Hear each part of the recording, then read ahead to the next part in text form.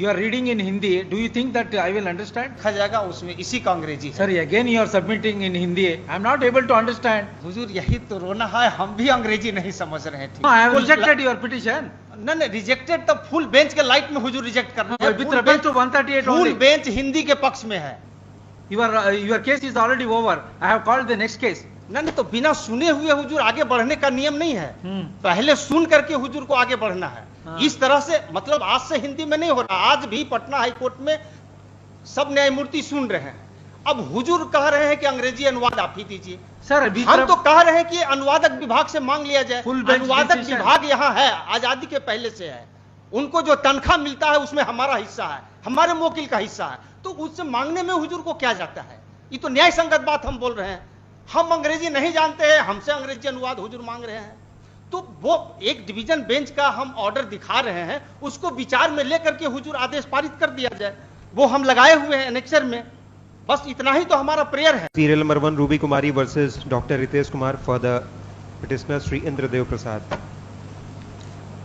इस केस में पारित आदेश दिनांक 30/6/2022 का स्मरण करने की कृपा की जाए, जिसके द्वारा भारत संघ की राजभाषा हिंदी में दाखिल आवेदन का अंग्रेजी अनुवाद संलग्न करने का दायित्व वैसे व्यक्ति पर चला गया जो अंग्रेजी जानता नहीं है। Where is the order?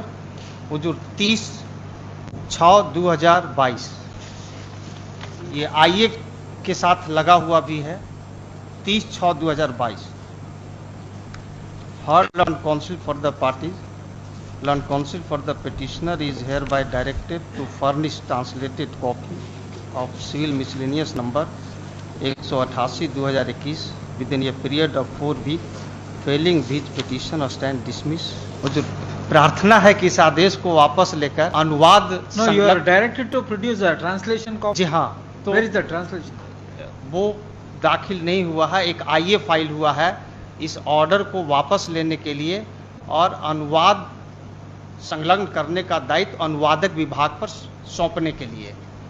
और हुजूर इस तरह के एक मामले में सौंपा भी गया है। No, हुजूर आईए का You want to file a translated version of order dated order passed in civil miscellaneous 188 of 2021 or not?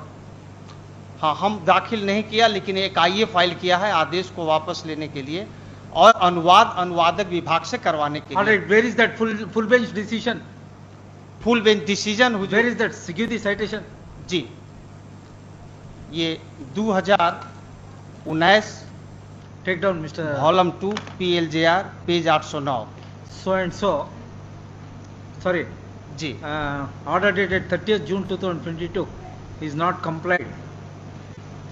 उसमें एक चीज हुजूर देख लिया Full जाए। stop. On the other hand, he has filed an application, interlocutory application for recalling the order dated 30th June 2022. Full stop. Order dated 30th June 2022 reads as under. The aforesaid order is in terms of a full bench decision of this court reported in so and so. Para 84. Para हुजूर 79 सुसंगत Sir, है। para 84 asking you to submit a translation copy. In that judgment, ji. there is a provision हाँ, तो for वो- providing translated copy. अब वही तो कह रहे हैं कि वो ऐसा नहीं है कि पेटिशनर से ही लेना है, उसके लिए अनुवादक विभाग Alright, है। this is order rejected. हुजूर उसमें एक डिवीजन बेंच का ऑर्डर लगाए हुए हैं, उसको देख Take लिया up जाए। this matter. हुजूर एक डिवीजन बेंच का ऑर्डर लगाए हुए हैं Sir, पेज division 13 पर। नहीं, इसी बिंदु पर सुनवाई हुई, सुनवाई के बाद We are- पाया we are- गया। Sir, I am relying on full bench decision. हाँ, तो फुल बेंच का डिसीजन देख करके ही ये ऑर्डर पास हुआ है। ठीक है सर. डिवीजन बेंच का ऑर्डर है, वो तो हुजूर मानने के लिए I am bound by full bench decision. Full bench decision देख करके ही ऑर्डर हुआ है। हाँ, ठीक है पेज सर. हुजूर 13 पर है, इसको एक बार हम पढ़ देते हैं। Go Heard and- learned counsel for the petitioner and learned counsel for the state. All right, go The and file petition LPA. filed by learned counsel for the petitioner is in Hindi. In view of the above, office is directed to get translated the Hindi petition filed by learned counsel for the petitioner I am into English I am from bound the by para translator. 80. I am bound by para 84 of the full bench decision. That's full all. Bench decision पर ही सुनवाई हुई। हाँ, ठीक है sir. तो full bench decision हुजूर हम पढ़ देते हैं। फुल बेंच डिसीजन को हुजूर ठीक से समझ लिया जाए। काहे कि एक बार मतलब आजादी के पहले से हुजूर पटना हाई कोर्ट में हिंदी में आवेदन दाखिल हो रहा है और बिना अंग्रेजी अनुवाद लिए हुए गुण दोष पर सुनवाई हो रही है। आज के तारीख में भी पटना हाईकोर्ट में give the book full bench decision. जी, इसका पैरा 79 हुजूर देख लिया। पैरा 79 के द्वारा स्वर्ण सिंह बग्गा केस संपुष्ट हुआ है।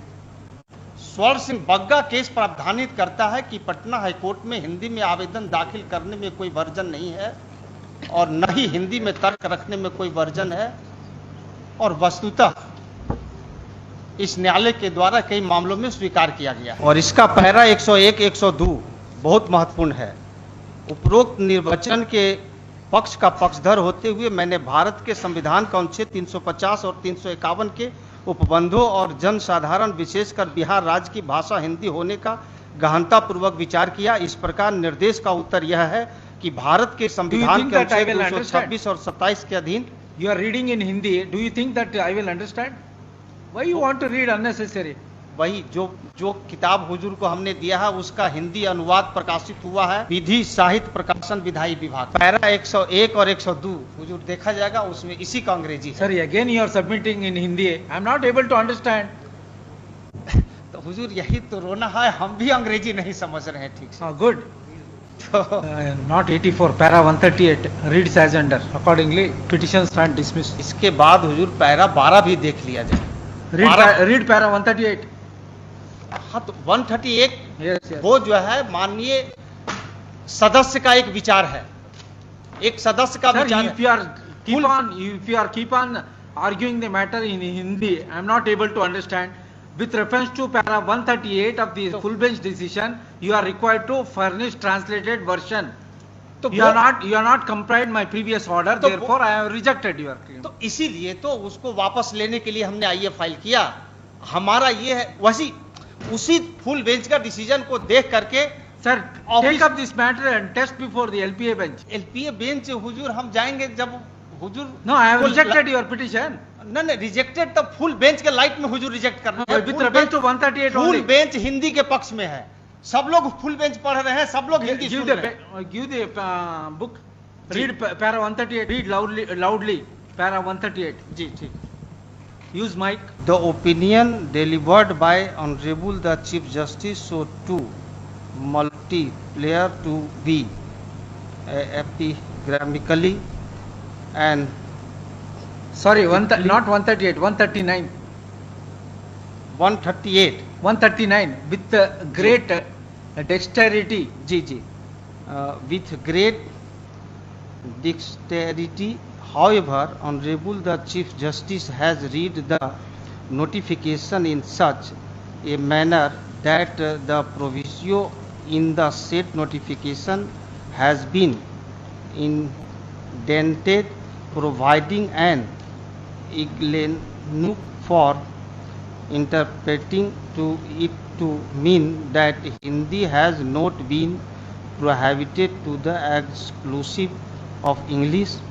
The clause with has been put over the interpretation given by Brother Prasad Judge and me in that in the absence of my prohibition of the use of Hindi language in Devanagari script, especially with reference to writ petition, Hindi can be accepted and an elective language for preferring such petition, but with the caveat that along with the Hindi version, along with English translation shall also be provided. Do it. हाँ, तो इसी पर तो अब देखा जाएगा ना कि एनेक्सर जो हम लगाए हैं डीबी का, ये हमसे नहीं लेना है। अगर हम ही को देना पड़ेगा तो हम हिंदी में काहे के लिए फाइल करेंगे? ठीक है, तब सर। तो हम फाइल ही नहीं करेंगे। Take up this matter before LPA. LPA file करेंगे तो हुजूर उसमें भी तो अलग से उनको पैसा लगेगा, अलग से लैंड फीस देना काउंसिल पर पड़ेगा। भी है।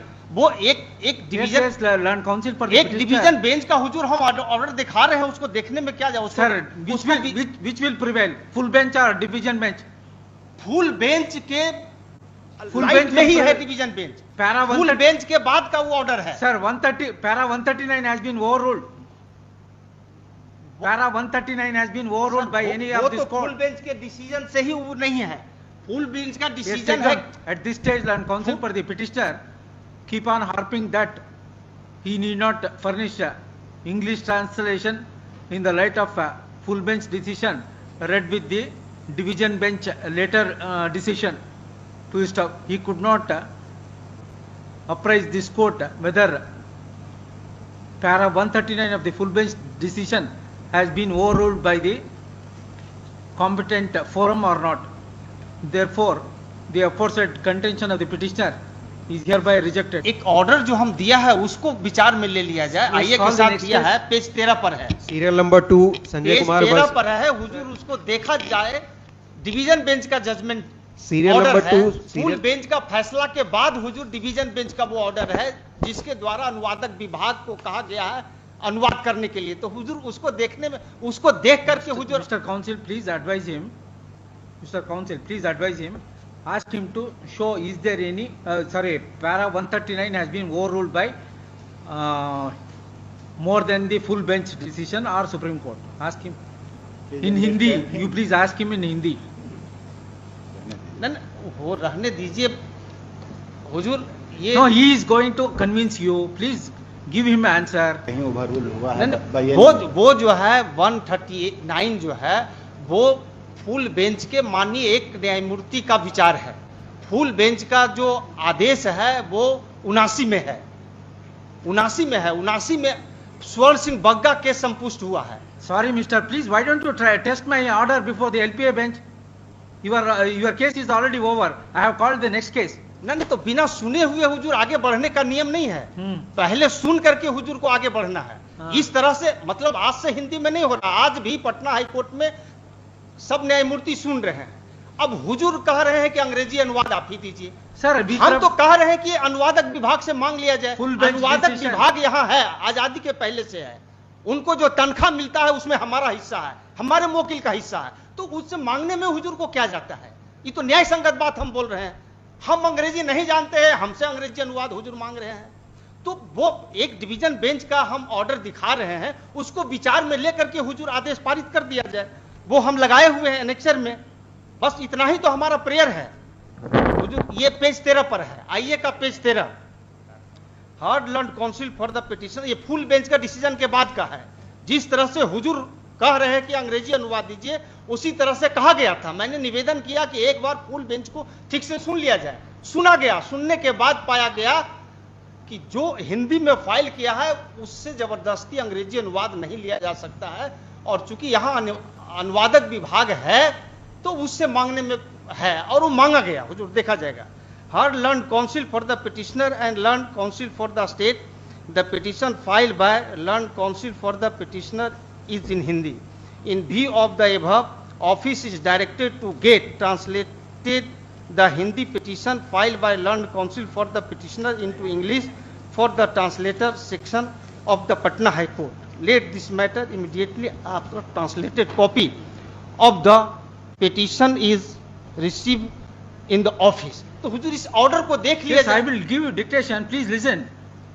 At this stage, learn counsel for the keep on repeating that he need not require to file translated version in terms of a full bench decision in the light of later division bench decision so and so stuff. As long as para 139 of the full bench decision is not reversed by competent forum, division bench decision in respect of producing translated English version cannot be overruled.